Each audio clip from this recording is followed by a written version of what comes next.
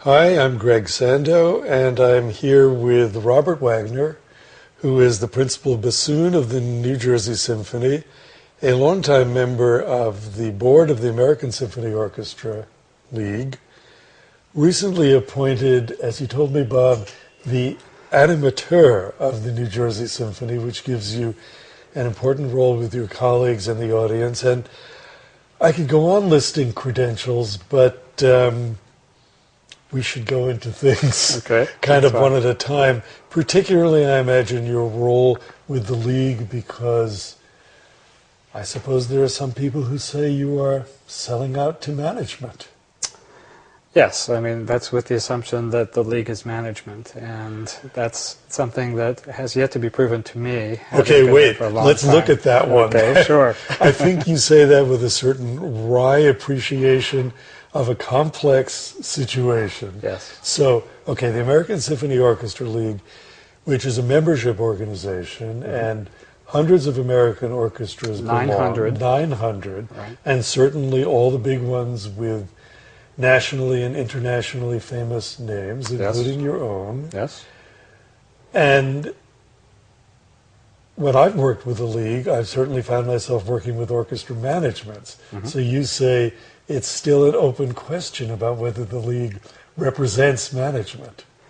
The League has member orchestras, and I think the current thinking at the League, and has basically been an evolution over the last 9 years that I've been there, has been one of trying to serve the entire orchestra industry, which includes volunteers, it includes trustees, certainly managers, because there are many of them and many people in management that need the services that an organization that looks after the interests of orchestras can provide, and especially for the past few years of musicians also. And the desire to reach out and include musicians is very real on the part of the board of the League, and I think equally felt by the staff of the League.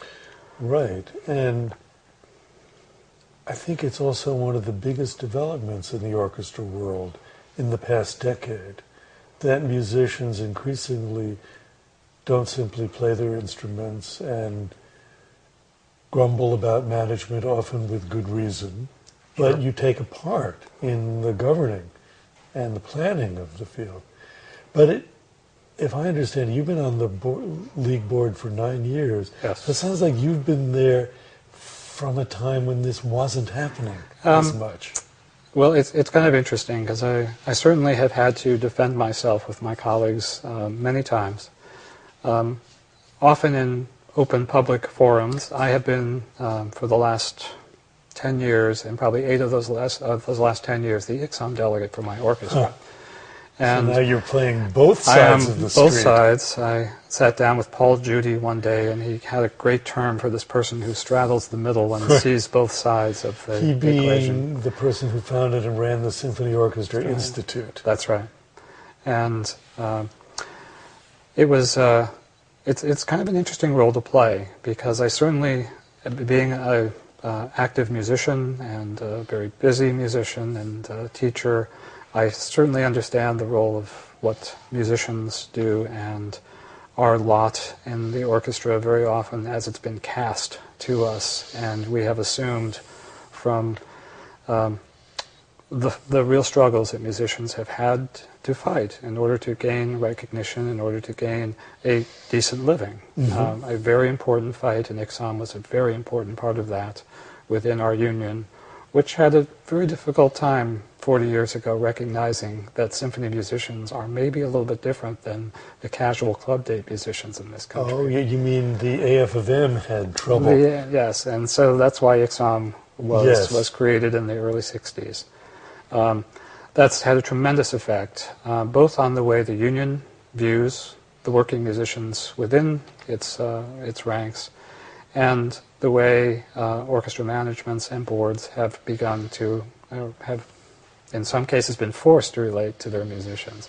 But I think it's set up a new kind of relationship, which is pretty standard now and accepted. And I think this idea that some musicians still believe that the boards and managers would like to do away with unions is really no longer the case. I think the unions are firmly established. I don't think that that's the battle we have to fight.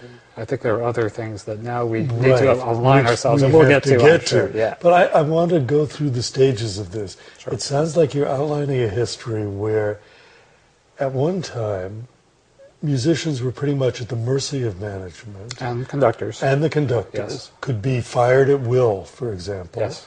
And I also know that full-time employment for musicians was not known.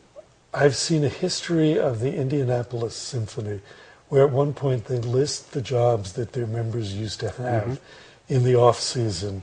And it was astonishing because they were things like factory worker, a clerk in a department store, something very, very far from what you're trained to do. So there was that era, an era in which the AFM, or maybe a little bit after that, represented you all, but really didn't understand what your needs were.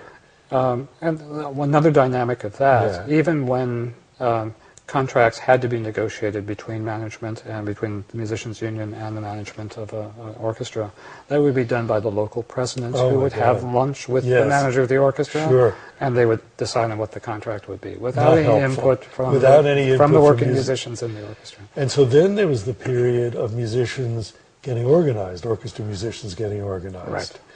And then there were some pretty serious struggles with management. Absolutely. As people figured out the joint rights and responsibilities, but above all, as musicians found ways to be represented, to have their voices heard, and to be treated fairly. Exactly right. And I think it was a well-fought struggle. There were, I think a lot of,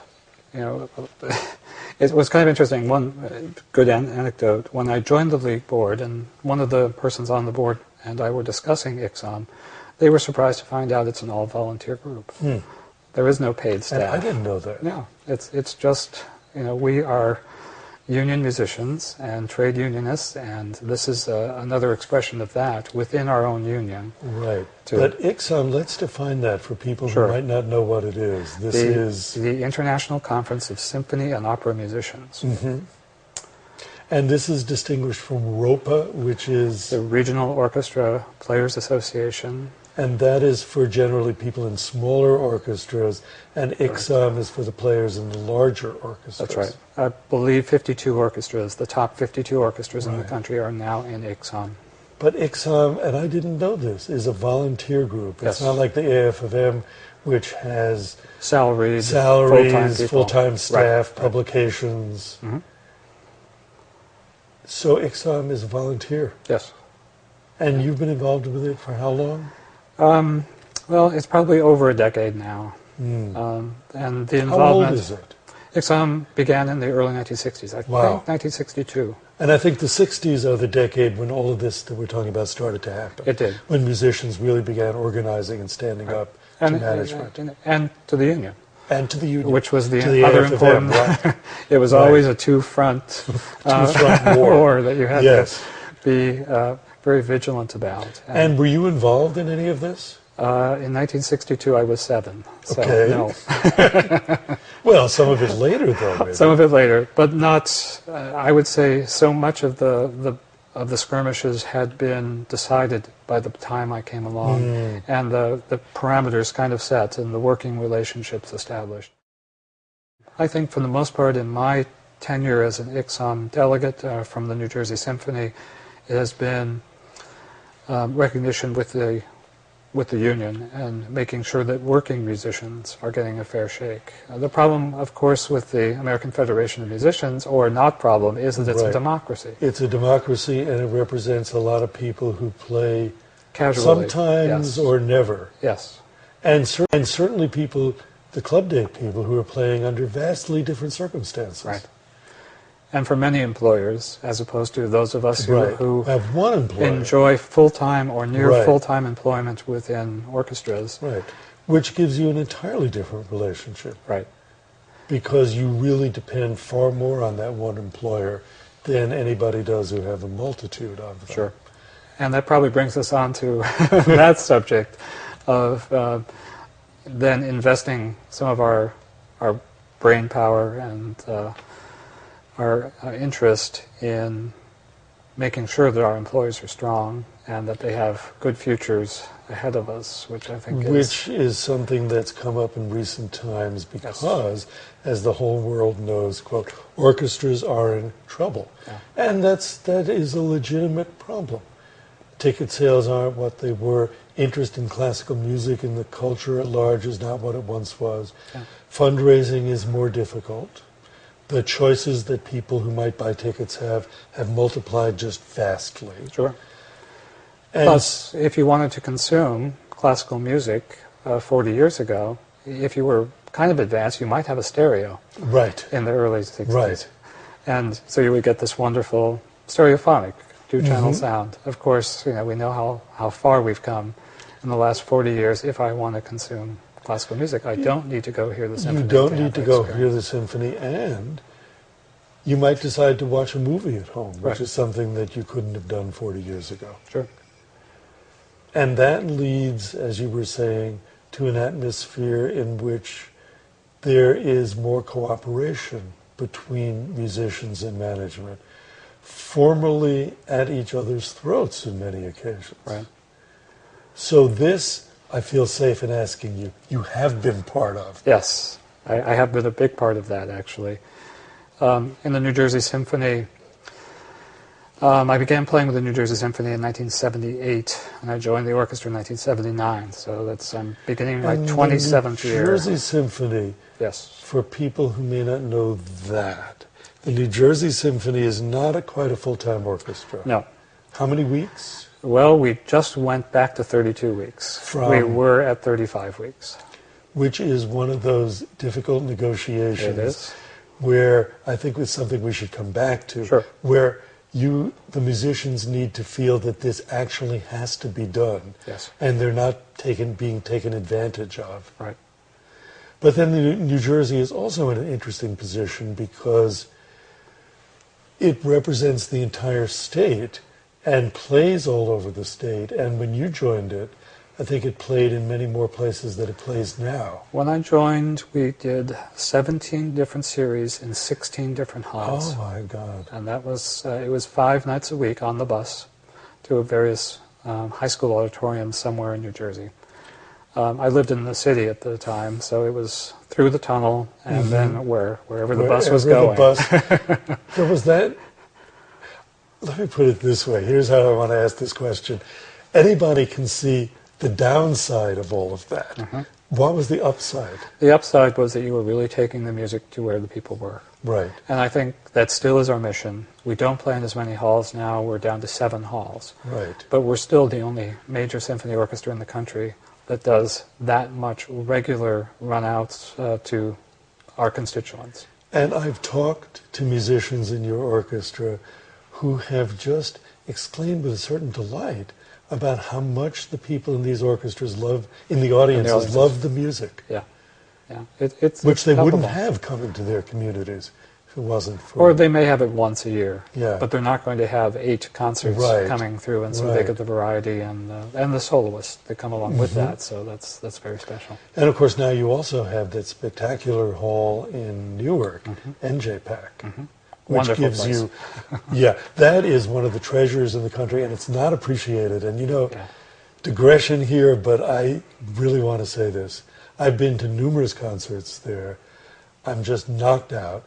And when new halls like the Kimmel Center opened in Philadelphia, and no disrespect for it, but everybody knows that there were problems with the acoustics and still are. You never had that. We never had that. That hall opened from the beginning. It was terrific. Yeah.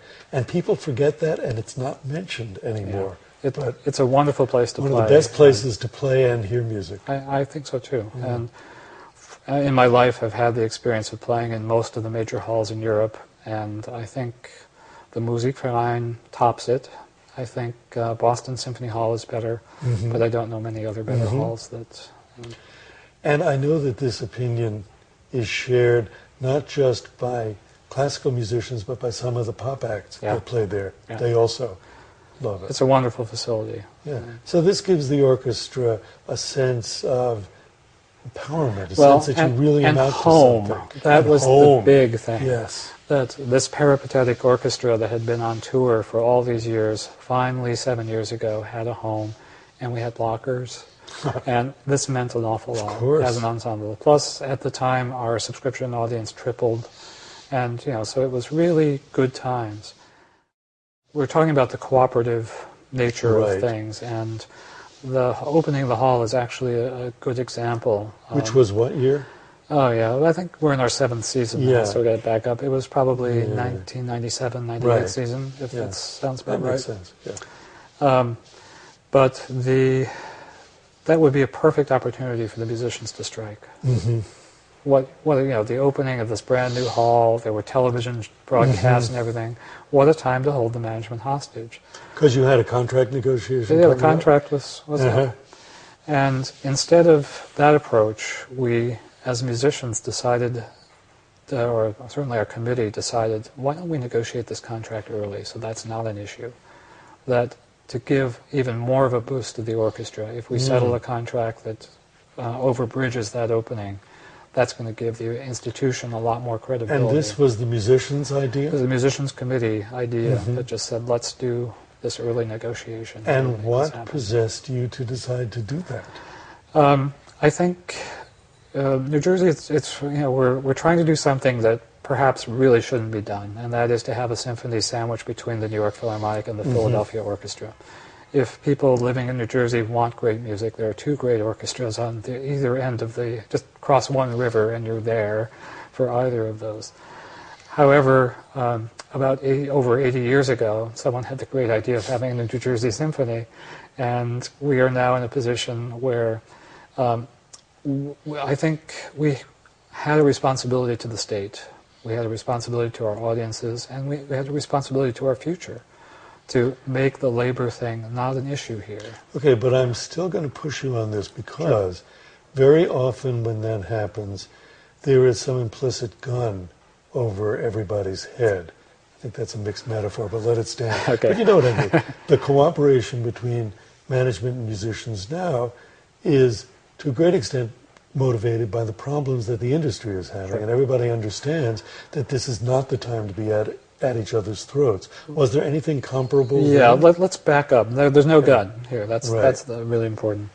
But several years prior to this opening of the hall, we had a situation where we had no contract. We were going through half the season in play and talk mode, which means that you keep working under the old agreement because you have not agreed on the new one. And we weren't getting anywhere at this time.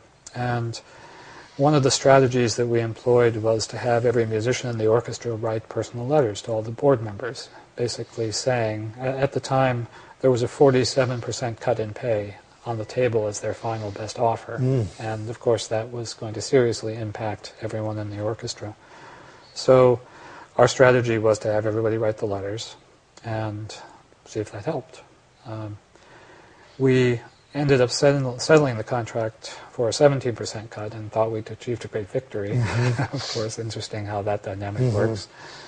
But the one thing that came out of it was, of all those letters we sent, only one person answered every letter, a member of the board who wrote a handwritten reply to every single person who wrote to him and said, I understand, thank you for sharing, I will do our best, and do our best. And, a very simple note. But that person ended up becoming the next chairman of the board. And that trust level had been tremendously high at that point. Kind of as part of this settlement, there was a change of management that came about, and this chairman of the board, Victor Parsonet by name, called a couple of us to his office and said, we're now looking for a new CEO, and we will not hire anyone of whom you don't approve. This Which is another rare, to put it mildly. Dynamic. I think one of the other comments he made at that meeting, he's a cardiac surgeon and had headed a surgical unit at his hospital for many years. And he said, I really think of you musicians the same way as I think of my doctors who I work with. You are my colleagues here. We have a mission to do, and that is to provide the best service we can to the people we're trying to serve. and join me in this, and I will not lead you astray, and don't you do that to me. And it was just a very different dynamic than we had ever been faced with before. And then I think it's different from what most of us are faced with in most situations. It's true. I mean, it takes those little sparks of leadership, of people who understand the human dynamics of what they're dealing with. And doctors are amazing for that. We have several of them on our board of directors, and I think there's just an amazing level of personal relationships and understanding that trust is everything. But I think also the orchestra must have been in some trouble, otherwise nobody would have been talking about pay cuts. It was in terrible trouble, yeah. The way they got from 47 to 17 was one of our board members stepped up and began a festival in Ireland that we went to. So for 2 summers we spent 3-week residency in an incredible County Clare in Ireland, where there had never been a classical music festival. And so we had a new dynamic, I mean, this international profile, plus playing for people who have never heard a symphony orchestra, which was wonderful to meet. I mean, the Irish music, of course, is usually 4 or 5 guys in the pub. Yes. And all of a sudden, to have 100 people playing together was really spectacular for them. So it was a good ego boost. And didn't you get a new music director at about the same time? And at the same time, there was also a music director search going on. A process of renewal in all levels of the three. Henry Fogel talks about the 3-legged stool, the music director, executive director, he being board. the president of the league now. Right. Formerly Chicago Symphony executive director, president there. And for us, we had a brand new stool. All 3 legs were renewal. Right, the music director, the executive director, and the board chair. Right. And the board chair was clearly doing everything he could to say to you, I value you, you are my colleagues. Not my adversaries, not my employees, my colleagues. Yes. And you all said, and we can give him back that, and let's do the negotiations before we get into the hall, so that won't be... It made that next contract, which was that one, going into the hall, not an issue. It might have been 2 contracts later, but those lines of communication were open then, have remained open to this day, which is a wonderful dynamic to work in. It does have its challenges, and the one thing that dismays me at times is that we so easily fall back into the patterns of mistrust that are so deeply seated in all those years of broken promises and of dialogue that was not successful. The second of the 3 eras we outlined, when the musicians are struggling to be recognized, to get rights, to get decent levels of pay, to have job security. And you had to fight management very hard to get that. And in those, yes, there was mistrust, there were broken promises, there was suspicion. I think actually anybody who's gotten even remotely close to the orchestra world knows this and can tell horror stories. Sure. Now, in New Jersey, the executive director is gone. He now runs the Pittsburgh Symphony. The music director is gone. And there's another executive director in the interim who then left. And now you're looking for another one. Yes. Because Simon Woods, who ran it now, runs the Royal Glasgow. And the Glasgow Orchestra. Yeah, orchestra. I can't remember its name either, but Royal Glasgow Philharmonic, something like that. Scottish is in there somewhere. Still have the same board chair. Yes. But how are things now? I feel we're a little bit... We don't have enough legs on our stool right now to keep that thing alive. It's really an important relationship. It's a board chair that's still there. We have a new music director, so there's a new dynamic in play there. Nemi Järvi. A music director who's a well-known name, kind of a beloved figure in many ways. And engaging, and fantastic and for the audience. Ticket sales are up, and he is a showman. He loves to perform, and he loves making music, and it's infectious. It's great. The musicians have kind of caught it now, and the audience is catching it. So that's all good. But a very challenging funding environment. Very. And here, a problem that I know has existed in New Jersey, maybe have become more serious, which is that There are many major corporations located in New Jersey, but they actually think they're located in New York, Yes. and they just happen to have their offices across the river in New Jersey. But what I've always heard, they've been reluctant to donate to New Jersey organizations. Yes, except for Princeton University. Yeah. Yes, Well, of course, the one because exception. Princeton University is world famous. That's right. It's in the Ivy League, for God's sake. That's right. It has always been New Jersey's fate. Mm-hmm. We never had the big city that Philadelphia and New York were. Right. And we don't have the long history. I think the toughest thing that the New Jersey Symphony faces is that we don't have a civic pride in New Jersey because we don't have civic. Mm-hmm. We have lots of towns. You have suburbs of New York and you have suburbs in the south of Philadelphia. That's right.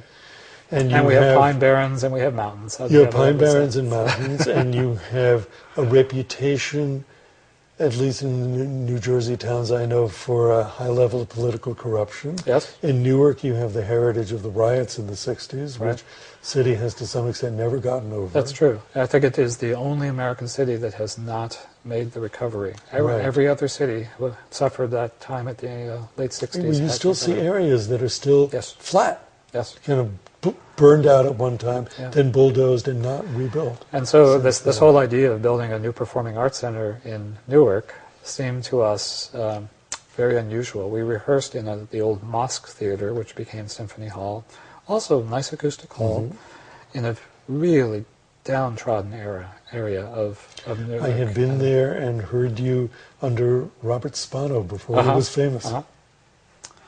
I don't know what that program was. The There Planets, was it? I don't know, there was a piece by a friend of mine on it. Oh, yeah. Yeah, Conrad Cummings. Yeah. So anyway, Okay. That's why you went. Yes, I went to hear that. So you safely got in and out of I Newark. did. for I that drove in concert. my own car and I survived. And your car survived. But see, this is something that you work against. Yeah. Everybody feeling that it might be dangerous to go to the place where you play many of your concerts. And I think that's why so many of our performances were in the suburbs. Right. And we took the music to people rather than saying, come to the big scary city for this. But the at one Performing time, Arts Center has changed that Yeah, dynamic when the Performing Arts completely. Center was built, Yeah. you overcame so many of these problems. Right. But now I have the impression that difficulties have reared up again. I think some of the difficulties are cyclical for us. Some of them have to do with leadership, and that with a big vacancy of the CEO Right. now. And Simon, I think, for his own reasons, decided to relocate back to the UK. And I think that left a big gap. in Because what was he going really didn't run the orchestra for very long. Not for very long. But now, where does this leave the musicians? To what extent, I guess I'm thinking, do you rise up to fill gaps and meet needs? I think it's a really good question. I think we're very much in transition with that. We are absolutely integral to the process, the search process for the CEO. Our process included meetings with the entire search committee, which is 6 members, or 5 musicians, 5 board, and 5 staff people. And then we meet separately with them and are able to converse about those things that our constituencies most care about, which has been a terrific process. But I think things are very different from what they would have been 15 or 20 years ago. The musicians don't say, okay, there are some problems, management better fix them, and here are our demands. You feel as if you have a responsibility to be part of the process by which the problems are fixed. We do. I don't think we're abrogating our responsibility to play our instruments. It's in addition to what we're doing. Nor are you, I assume, abrogating your responsibility to make sure you get paid adequately and that your working conditions are right and that you have job security. I think one of the most interesting dynamics of this collaboration, or this co-option, that everyone is worried the musicians are going to get co-opted. I think we actually co-opted the board. Really? How did that happen? What was that like? I think there has been such interaction between musicians that the board actually began to identify with us as people, and as people that they cared about, and not just that big line item that they have to deal with in the budget, and that always causes them to have to raise more each year, but that's one of those things.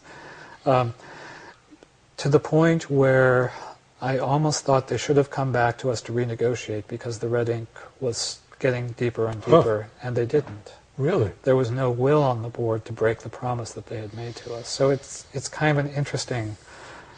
But they were able to face the financial challenge and go and raise the money that they needed. I think they decided they would take a deficit rather than renege on their contract. Really? And Which do you think that was the right decision? I'm conflicted about that because I'm much more interested in the long-term health of this organization because that's my job security. Is this a discussion that you and your colleagues among the musicians had? Some of us had. It was never an open public forum discussion. We were just happy that they're not going to renege on another contract, which, I mean, the whole contract concept is very unusual in that they can break it anytime they want to, and we can't. So it's a fascinating... How does that work? Explain how that Well, is. if an orchestra finds itself unable to meet its obligation, the board and the management come to the musicians and say, we have to renegotiate. Right. And we can't say no. Well, I guess we could. Well, you could. It seems to be, and I'm sure that this has happened. I'm sure it's happened also. The musicians say, oh yeah? You're making these numbers up. Why should we believe this? Sure. It's your job. Go out and raise the money. Don't come to us because you're having problems. There's, I think, a number of musicians in this world who feel that there are two sets of books being kept. And I must say, I went to every single board meeting of the New Jersey Symphony for about a 12-year span. And I don't think they're smart enough to keep two sets of books. I don't think any of us are smart enough to keep two sets of books. That takes way too much time. And to what end? You know, just to fool the musicians in negotiations, it would be an awfully large effort. Okay, this implies a whole bunch of things. One of them is that they're not smart enough to keep two sets of books, but they are smart enough to govern the organization. You hope that that's the case. And that you have had access to the books. Yes. The one thing that we have had is full access to all financial data for the symphony, which is a very daunting thing. I think that adds a new dimension to what musicians have to learn if they want to get involved in this. And that's nothing to be scared of. We all have to deal with our own budgets. Right. We all understand, you know, when that credit card is due, you know, you've got to make that payment. Yeah. So, you know, it happens basically on the same thing. You have a payroll you have to meet. That's every 2 weeks. That's your credit card payment that has to be made. Right. And if you can't make it, you've got to find the money from somewhere. But at the risk of repeating myself, it's a fresh new attitude for musicians to stop saying, well, okay, you say you're having financial problems, go out and raise more money. Right. That's your job, it has nothing to do with me. To say, oh, maybe we have a problem here and we all have to figure out how it should be dealt with. Yeah. And that's an evolutionary transition from one to the other. It's a lot of years of trust. It's a lot of years of seeing that there really isn't anything to hide and that people are working very hard against some terrific odds. And to the credit of the symphony, there was a real understanding that if you looked at the salaries of the Philadelphia Orchestra and of the New Jersey Symphony, compared the New York Philharmonic to the New Jersey Symphony, there's a big gap there. Just so the emphasis was saying, okay, we can't work 52 weeks a year. That's not in the near future of the symphony. Nor, I mean, we can't work 52 weeks a year because there isn't the market for it in New Jersey. In the symphony's history, 3 times have approached the 36-week level and then fallen back from it. So this time it was 35, and actually 36 because there's an additional outreach week available to the musicians. So again, we slipped back. So the evolutionary process, yeah. What helps it along is the atmosphere of trust, yes. I guess on one side, and then the need that the problems are severe and it's no longer possible to say somebody else has to solve them. Sure. And the one thing that I wish there were a way to solve this question. So often orchestras have to get to the brink of destruction to where they're about to go out of business before that trust is found between the parties. I don't know what can short-circuit that part of the equation. That this should be something that can develop without everybody being worried that the institution is about to disappear. But that seems to be the catalyst in so many cases. And not only, I think, in orchestras, maybe in many areas Sure. of life, but let me bounce that one back to you. Do you feel that you have a responsibility or a role in developing ways for everybody to act a little bit sooner? It's an interesting question, especially relative to what we were talking about earlier, where I could see the red ink was going to drown the organization and that they should be acting, and they didn't act. And probably had I been a little bit more, I don't think I was on the orchestra committee that year, so I wasn't at the board meetings at that time. But I was on the financial oversight committee, and so I saw this. And that was a really tough equation. I would hope so. I would hope that that's the way we're trying to look to safeguard the future of our institutions financially. Do you feel like you have a role? Okay, now I'm melodramatically imagining you as Paul Revere galloping out to the other orchestras saying, think about this, and act on it before it's too late. I think there's nothing better than knowledge in these situations, and to be aware of what the orchestra's finances are, to develop relationships with board people so the trust is there. And it's not that I think some people often think that the finances of the orchestra should be a major state-held secret and put in a vault somewhere. But these are all organizations that are public trust. This is all the public's money, basically. And as a matter of fact, their tax returns are public, so anybody can see what their finances are. Yeah. And I think it's really the way the management and the board will approach these things, where they bring the musicians into their trust circle there and just say, we all have to deal with these numbers because they all determine our future. Well, this is an interesting segue into something else that I know about what you've done in this field. And I must say, your work in it looms very large in my mind when I think about you, and what I think is the leadership role you've played in this business. Along with Tina Ward, clarinetist with the St. Louis Symphony, you've made a study of self-governing orchestras in Europe. Right. And have learned a lot of things that are just fascinating and could have some application here. I know that you've written very fascinating paper about the Lahti Symphony in Finland and the Berlin Philharmonic. Could you talk some about what you learned? Let's start with Lahti. I think it's kind of fascinating. The Lahti Symphony is not a cooperative orchestra, per se. They're Meaning that the musicians don't formally own the orchestra. Right. The Finnish model is closer to the standard European model, where the musicians who work for the Lahti Symphony are city employees, but they're unionized. There's a national contract, much to the way there is in Germany and in Britain outside of the top orchestras. So, you mean a national contract that affects every musician in every orchestra? In every orchestra. That almost slipped by me. That is it's very different from here. From the American system, where those negotiations must be quite fascinating. Yeah, it's a different, but I think there's a very different attitude toward labor over there than there is, and it's less adversarial. Yes. There's more socialist. Right. There's an understanding that you pay your employees well so they can be good consumers. Right. Right. So it's a different. Does sound like it makes sense. It's just a little different model than how we operate here. Yeah.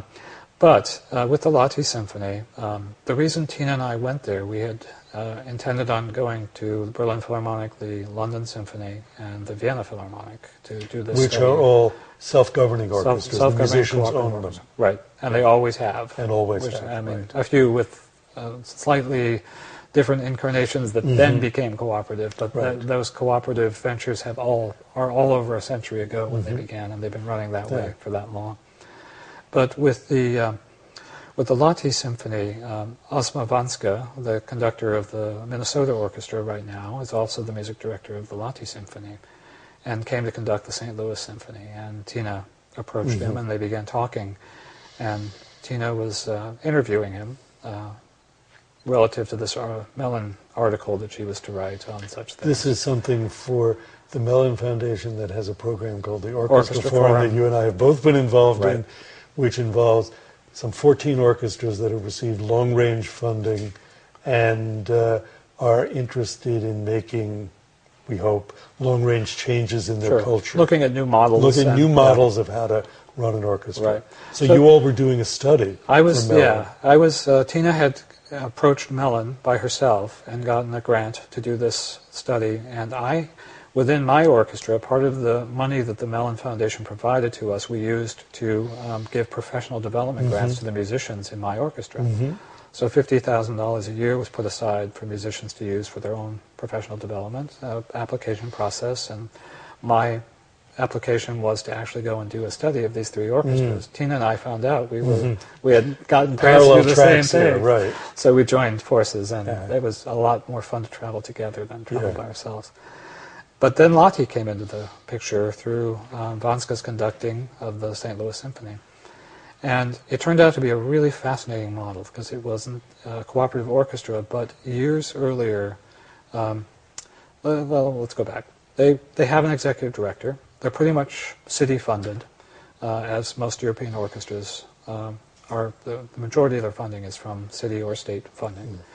But what really made Lottie stick out was that they had developed this collaborative structure a long time ago, and Vanska was very proud of that. I think he's been the music director there for over 15 years now and has been an integral part of that collaboration.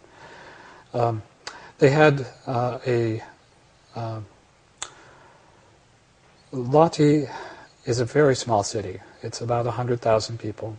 It's at the bottom of Lake Vesijärvi, which is very interesting. I don't know if there's the Järvi connection there, so a new resonance with me. But it's about 60 miles from Helsinki, and it had a very kind of depressed feeling to the town. There wasn't a whole lot that Lottie was kind of known for, I think. They did come up with the idea of building the highest ski jump in all of Europe, and so it became a mecca for those wanting to ski jump and professionals and all that for their training. But the other thing that they now tout is the Lottie Symphony. It is their pride and joy. The musicians, together with the management of the orchestra, began having these meetings to kind of dream about what they could be. This was they were playing a dilapidated hall which leaked, and they had about 30 musicians in this small city. But they did find a way to create a vision and a shared vision among the musicians. And where did the leadership for that come from? It came from among the musicians, which was very interesting how it began. Very interesting.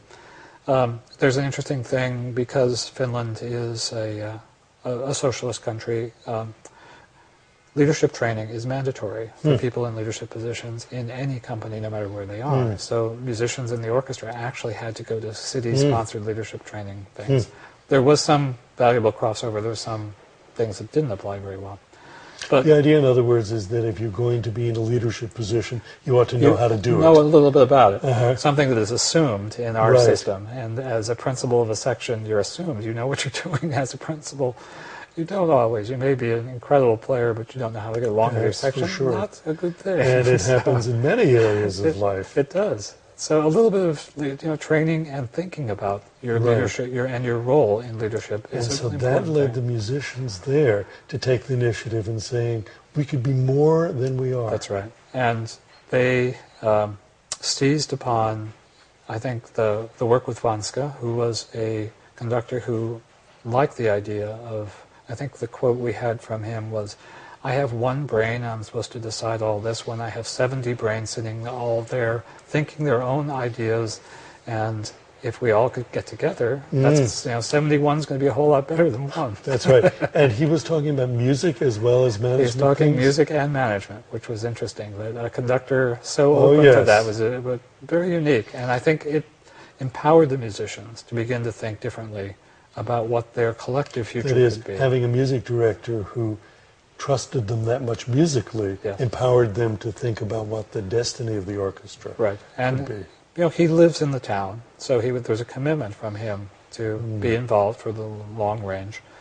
And one of the violinists stopped playing the violin and became the manager of the orchestra. So there was a very strong connection there. They would have meetings of the entire orchestra, to which the entire orchestra and management, including the cleaning staff at this dilapidated hall, would come and begin to dream about what their future might be. And some of the dreams they had were to have an international touring, get out of Finland a little bit, I think, to increase the size of the orchestra from its, it may have at this time been as many as 40 from their very small city orchestra before, but they want to have a symphony orchestra. So that means numbers in the 70s and maybe low 80s on staff. They wanted to do recording. Some of the brass players wanted a highway between Lahti and Helsinki, because there was just a 2-lane road and it took forever to get to civilization from wherever they were. And one of the other things that they really wanted was a new hall. This is just a group of musicians and their management, which was 3 or 4 office workers plus their executive director and the cleaning lady, sitting around saying, wouldn't it be nice if? But then, well, let's just say right now, at last count, they had 45 CDs released. They have a brand new hall, which is spectacularly gorgeous. They have an orchestra of about 80 people. They have done extensive touring, including to New York last year, and a wonderful concert here. And there is a highway between Lahti and Helsinki. I was going to say, and they built the highway. And the highway is there. I don't think the orchestra was responsible for the highway. Everything else, the orchestra was responsible. But this is breathtaking. It's amazing. Because you have a vision that would seem impossible. Right. Like supposing the Richmond, Virginia Symphony says, why can't we be as big as the National Symphony in Washington, D.C.? And everybody would say, oh, give it up. Your city won't support it, and it's impossible anyway. Right. It took them... Nothing against Richmond. Let's take the hall, for instance, which is a beautiful hall. Several years back, Finland decided that it was the year of wood. And timber is one of the major industries of Finland. Timber and Nokia phones are the big industries of Finland. And music, I think, also. And music, conductors especially. Yes. So the musicians came up with this idea, what if we built the hall all out of wood? No nails, just build a hall all out of wood, and wouldn't that be a showplace? But this is the musicians saying this. Yes. Musicians, well, let's put musicians with the staff. Understood. And with the orchestra family there. They had found their collaboration, and their collaborative spirit could actually do something. It took them 7 hearings at the city council to get this approved. There were some abandoned warehouses right along this beautiful waterfront. And they thought, well, maybe we could renovate one of those. And so they began doing that kind of stuff. And they just found, no, it's not going to work. And then this Year of the Wood happened. So they decided, okay, we can tie into this thing. There's probably funds available. That's right. So the timber industry and the national government paid for the hall. Right. And it is located right on the lake, beautifully, all made out of wood and enclosed in glass to protect the wood now. So it's a conference center, a beautiful restaurant, which just, part of the utilitarian use of. Can you think of anything in an American orchestra that's remotely parallel to this? To the power of collaborative vision, I don't think we've gotten there yet. I don't think so. No. You know what I think about? I think of the wonderful renovation that the Cleveland Orchestra did of Severance Hall. I don't know, have you seen it? I haven't been to the new one. No. It's breathtaking. It's beautiful. Even the music stands are beautiful. And it's a lovely place to hear music. And the staff and board are justly proud of this. But I've never in any conversation with a musician there heard the musicians taking the same kind of ownership. And forgive me, my friends in Cleveland, if I'm wrong about this, and they do, but the board just naturally took ownership of it because they were the ones who raised the money. Right. And the idea that a thing like that could come collaboratively, maybe in St. Paul when they built that wonderful office cum rehearsal space that they have, maybe that came more from the entire organization, though I don't know that. I know that they work very collaboratively. Sure. Well, it's a question of when does where does the idea come from? Who has ownership of it as it develops from them? And that's where you have to have this culture where you've got the dialogue, you've got the opportunities for these great ideas to happen, and then the will to make them happen. Right. So, and then the Latte Symphony becomes internationally known. They become world famous. Right. Certainly this affects their playing. Sure. Sure. And it's a wonderful orchestra. Yes, it is. I must and say, Vasco, a wonderful conductor. Wonderful conductor, yeah. And I think the magic of that it extends beyond just this trust in this collaborative thing. It extends onto the stage, and it's the collaboration of these music makers, of these instrumentalists with this conductor, who, as we had chances to talk with many of the musicians there, are really, they feel empowered by the trust he gives them, including programming that he allows them to do. So it's a very interesting dynamic that they've been able to achieve, and we haven't really found too many other places. Even in the collaborative orchestras, which kind of parse out the responsibility, it's just different. I wonder if one reason they were able to have collaboration on programming is that perhaps, and I don't know this for a fact, they didn't have big-name international guest conductors. Could well be. That from the Sibelius Academy in Helsinki, they were able to. I mean, there was no shortage of good conductors for them, right? Which is a wonderful thing. And Vasco was willing to be collaborative. Absolutely. And they don't have big stars coming in and saying, "This is what I conduct this year." Right, right. Yeah. It's a very different dynamic, and I think they were able to grow the orchestra. He was. With that spirit of each understanding what they needed to develop, and that's I think what a wonderful model, and what an inspiration it seems to me for people who are going into the orchestra business. Yeah. You're in music school, you study your instrument, and your horizons, as you understand them, are kind of bounded by your instrument and its repertory and its role in the orchestra. And now this holds the possibility you can be a citizen of a much larger world. You can have a much larger influence on your orchestra and on your community than you would have thought, which I must say parallels the rather lofty ideas we sometimes have about the role that music ought to play in the world as a force for good. Yeah. But it seems like it can happen.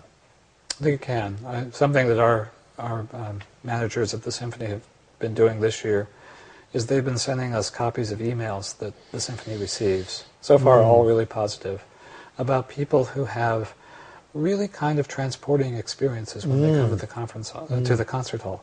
Things that we often don't think about on that stage, that there's really somebody, there was a letter from a fellow last week who said he's been coming to the New Jersey Symphony for over 20 years. He'd had a terrible day that day. Got there, fought traffic to get to the hall. It was a Friday night, and of course, Friday night traffic. But he was pretty tired when he sat down, and he just related how, as the evening progressed, he felt stronger and stronger and more alive as the night went out to where he was just, his mood had completely changed. Something we don't even think about so often as musicians. But that leads to the question of, is every orchestra in the country receiving emails like this? Or is it something that some orchestras might encourage more so that it happens? We encourage it. I think it's very important for us. We're actually having discussions now about outreach, which is something that everyone talks about. Don't talk about so much about in-reach, where the community is actually... We're listening to what the community needs from us, and I think it's a really fascinating. Because otherwise, outreach can be very patronizing. Yes, like we're the arts, you should be paying attention. Now we are going to make it palatable for you by providing somebody to make funny speeches from the stage. Which, by the way, I'm not making fun of what you actually do, but I know how this is thought about. Instead of saying, we are in this community and so are these people, and what do they think of us and what would they like an orchestra to be? In the New Jersey Symphony, we've just changed our mission statement. I think every mission statement of every symphony orchestra in this country talks about artistic excellence. And that's probably about all it talks. Maybe you might get a little, half a sentence on education and serving the community.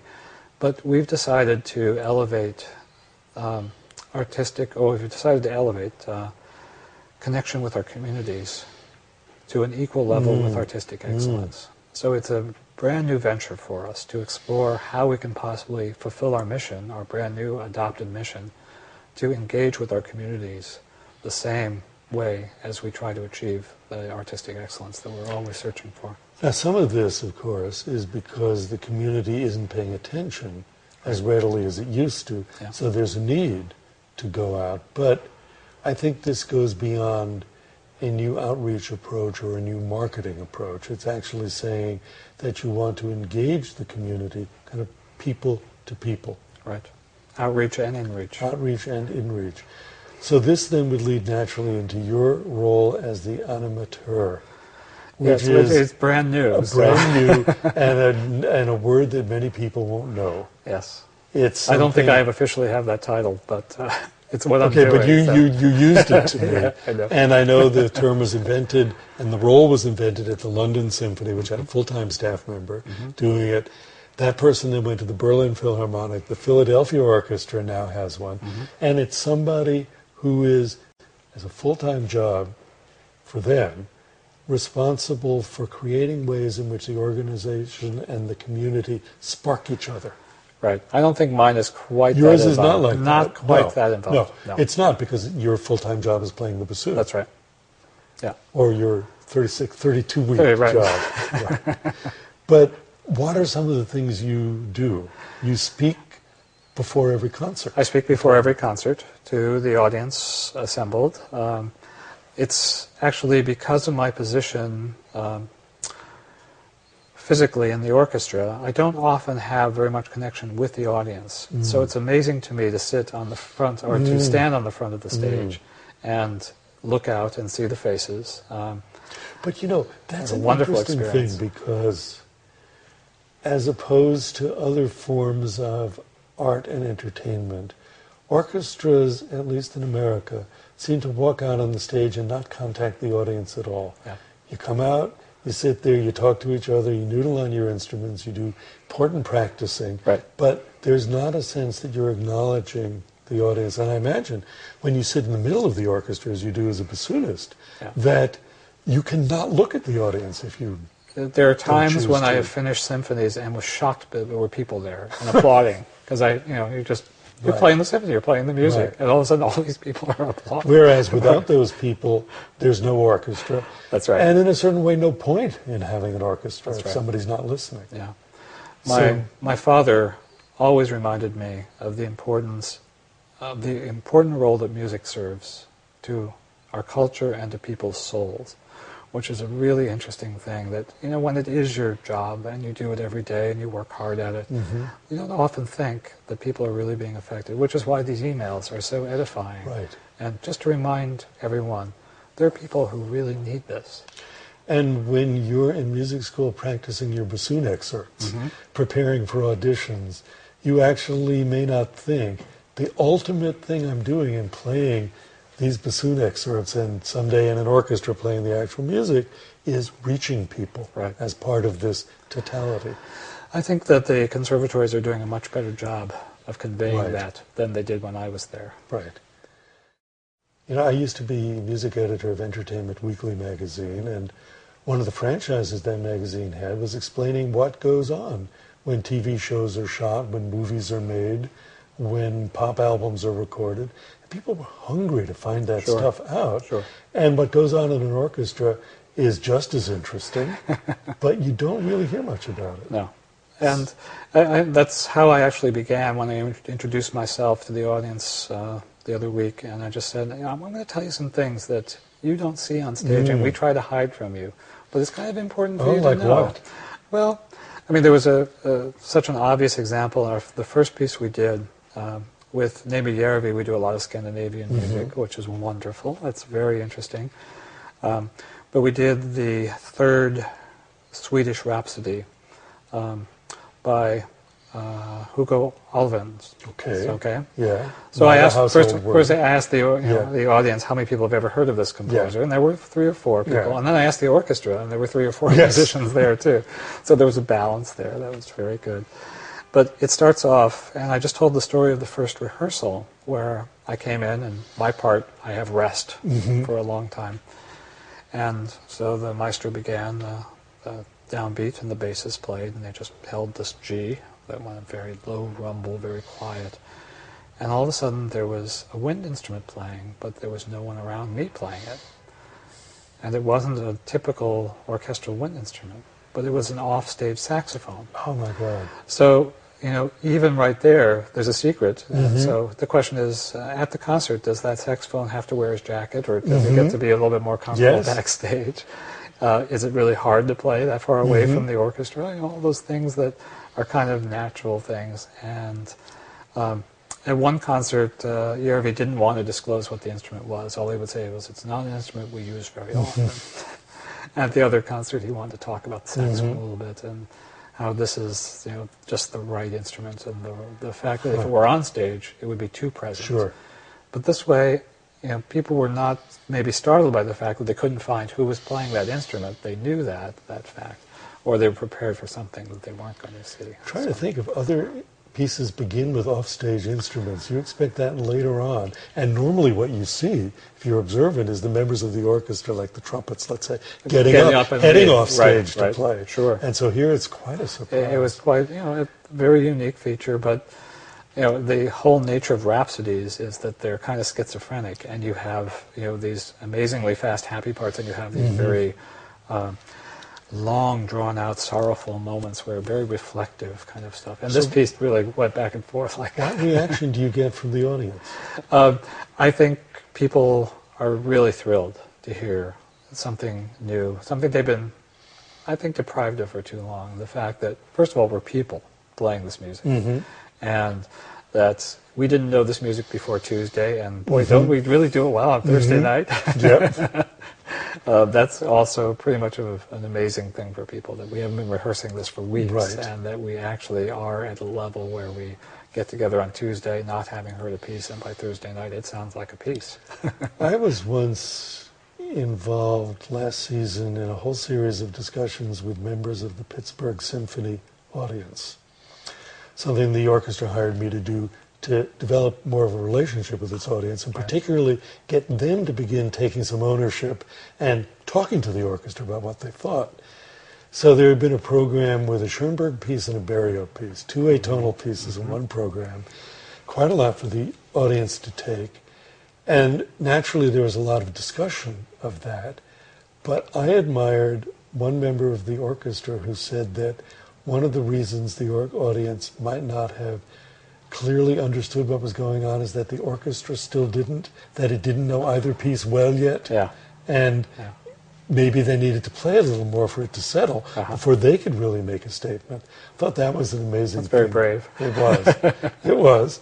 Maybe not something you could say to 2,000 people at once, something you could say to 50 people. Or, I won't try that one. I don't think I'll try that. No, I don't think you should, because the conductor might object. So I'm sure colleagues might object. Yes. But in Cleveland, where I had a brief conversation on stage with their music director, Franz Welser-Murst, before a concert as part of their attempt to open themselves up more to the audience. Well, it was a very short conversation, but it was radical for them, and I went back in the house afterward to hear Franz conduct the piece, actually because what he said interested me so much that I wanted to hear the piece again, because I'd heard it in earlier concerts. So anyway, so do this, and after the concert, I'm heading backstage to see people in the orchestra, and people in the audience stop me and they say, "You broke down the wall between them and us." And I thought, well, for one thing, you couldn't pay somebody to say that. That's what we're going for. But that is what it's about, isn't it? It is. It really is. And I think as a musician in an orchestra, I'm always amazed that people are astounded that we do what we do, and they think Yes. that we're such stars and all Yes. this kind of stuff, and just to be near us is a wonderful experience. And I don't feel that way about my dentist or people who just do their jobs. It's, I think, oh, nice guy, that's okay. But the fact that we're on a stage, that we're lit, that we're very formal about how we come on and off, puts us in much more of a tradition that doesn't necessarily relate so well. I mean, not to mention that the fact that we're dressed in 18th century That's costumes. right. And What do you think about that, by the way? Do you think that should change? I would love it if every concert were different. And that the audience never knew what to expect. I think that would be so dramatic. This week we're doing children's concerts, and we're doing them in T-shirt and jeans. So at least the kids, they probably don't know one way or the other what the orchestra should be dressed like. But at least we're dressing like them, which I think is a really important thing. I have not seen too many people in white tie and tails in our audience. Funny about that. Isn't that strange? Yeah, I don't think they probably own those clothes. Probably not. They're hard to find these days, actually. Is that true? That There are fewer very few places to to buy them. So. Oh man, Fewer and fewer something else that's going to have to go into the orchestra musician's curriculum in music school. Where to get tails.